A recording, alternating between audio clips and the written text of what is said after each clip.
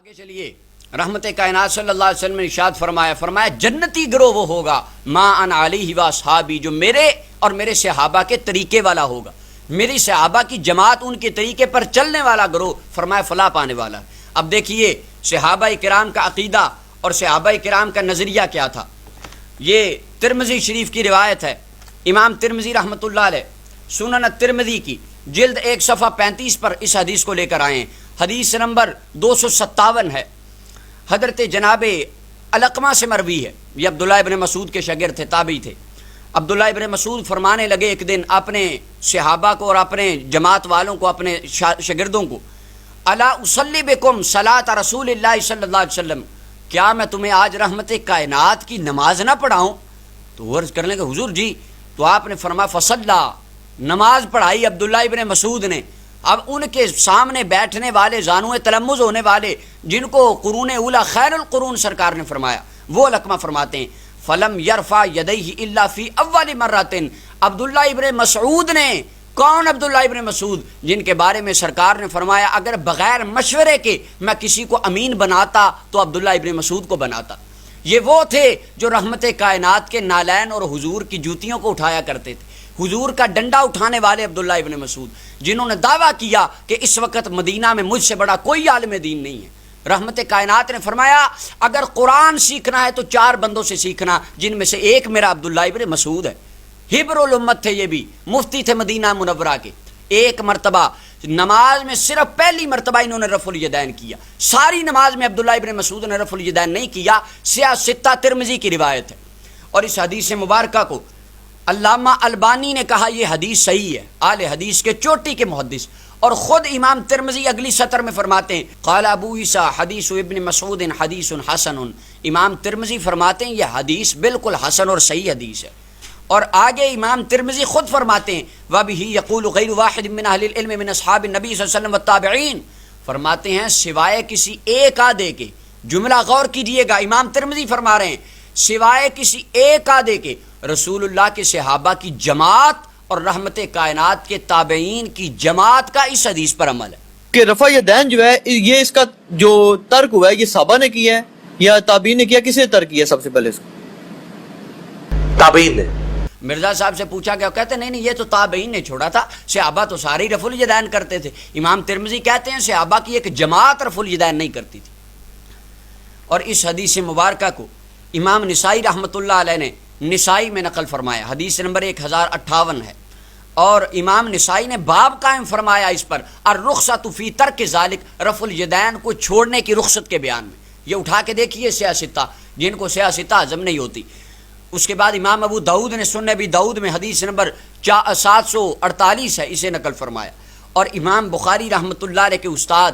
امام احمد بن حنبل، انہوں نے اپنی مسند احمد بن حنبل میں اس حدیث کو نقل فرمایا، انٹرنیشنل نمبر کے مطابق حدیث نمبر 3681 ہے۔ یہ وہ مسند احمد بن حنبل ہے جس کے بارے میں خوارج کے علماء، اہل حدیث احباب کے چوٹی کے عالم علامہ قاضی شوکانی اپنی کتاب نیل الاوطار میں، ان کی کتابیں مدینہ یونیورسٹی میں پڑھائی جاتی ہیں، یہ فرماتے ہیں کل ما کان فی مسند احمد فہو مقبول، امام احمد بن حنبل کی مسند میں جو لکھا ہے سارے کا سارا مقبول ہے۔ یہ اہل حدیث احباب کے عالم کا فتویٰ ہے۔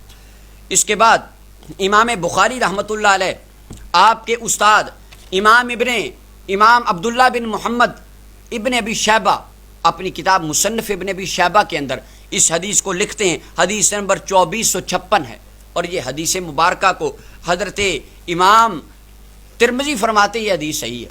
علامہ البانی کہتے ہیں حدیث صحیح ہے، علامہ ابن حزم خوارج کے بہت بڑے عالم ہیں، اپنی محلہ میں کہتے ہیں یہ حدیث بالکل صحیح ہے۔ اور خارجی وہابی حضرات کے تیسرے عالم عطاء اللہ امرتسری، ان کی تعلیقات سلفیہ اٹھا کے دیکھیے، اس میں کہتے ہیں وقد تکلم ناس فی ثبوت ھذا الحدیث، لوگ باتیں کرتے ہیں اس حدیث کے بارے میں، والقوی انہ ثابت من روایت عبداللہ ابن مسعود، یہ روایت عبداللہ ابن مسعود سے بالکل ثابت اور صحیح روایت۔ یہ خوارج کے علماء کا فتویٰ ہے کہ عبداللہ ابن مسعود رفع الیدین نہیں کرتے تھے، اور یہ حدیث بالکل صحیح حدیث۔ رحمت کائنات صلی اللہ علیہ وسلم نے ارشاد فرمایا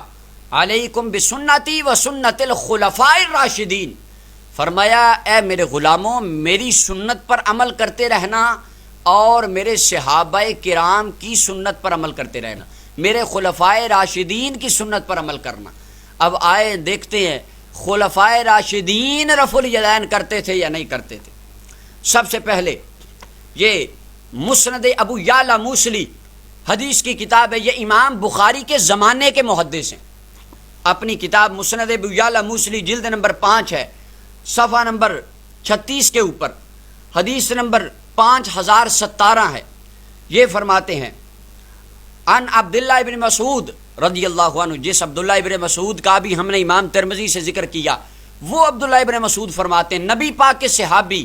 فرماتے ہیں صلیت مع رسول اللہ صلی اللہ علیہ وسلم و ابی بکر و عمر رضی اللہ عنہما، میں نے رحمت کائنات کے پیچھے نمازیں پڑھی، حضرت ابو بکر کے پیچھے نمازیں پڑھی، حضرت فاروق اعظم کے پیچھے نمازیں پڑھی، فلم یرفعوا ایدیہم الا عند افتتاح الصلاۃ، سوائے نماز شروع کرنے کے حضرت ابو بکر و عمر نے اور رحمت کائنات نے نماز کے اندر ایک جگہ پر بھی رفع الیدین نہیں کیا۔ یہ عبداللہ ابن مسعود فرما رہے ہیں، کہتے ہیں حضرت ابو بکر نے بھی رفع الیدین نہیں کیا، حضرت عمر نے بھی رفع الیدین نہیں کیا، صرف تکبیر تحریمہ کے وقت اپنے ہاتھوں کو اٹھاتے اللہ اکبر کہتے، بعد میں ساری نماز میں رفع الیدین نہیں کرتے تھے۔ اور اس حدیث مبارکہ کو امام بیہقی نے سنن الکبریٰ کے اندر جلد نمبر 2 صفحہ نمبر 80 کے اوپر اس حدیث مبارکہ کو عبداللہ ابن مسعود والی روایت کو نقل فرمایا کہ حضرت عبداللہ فرماتے ہیں نہ رحمت کائنات رفع الیدین کرتے تھے، نہ حضرت ابو بکر عمر کرتے تھے۔ پہلی زندگی میں، مکی زندگی میں سرکار نے رفع الیدین کیا، بعد میں حضور نے آخری عمر میں رفع الیدین کو ترک کر دیا۔ اس سنت کو رحمت کائنات نے خود اپنے عمل مبارک سے منسوخ فرمایا۔ آگے حضرت سیدنا علی المرتضیٰ رضی اللہ تعالیٰ عنہ، پیروں کے پیر، مولائے دستگیر، آپ کا جو عمل مبارک تھا، یہ مصنف ابن ابی شیبہ امام بخاری کے استاد ہیں، یہ اپنی کتاب مصنف ابن ابی شیبہ کی جلد نمبر 1 میں حدیث لے کر آئیں، اس کا صفحہ نمبر 267 ہے، حدیث نمبر 3 ہے، باب نمبر 5 کے اندر حضرت عاصم ابن قلیب اپنے والد سے روایت کرتے ہیں ان علیاً کان یرفع یدیہ اذا افتتح الصلاۃ ثم لا یعود،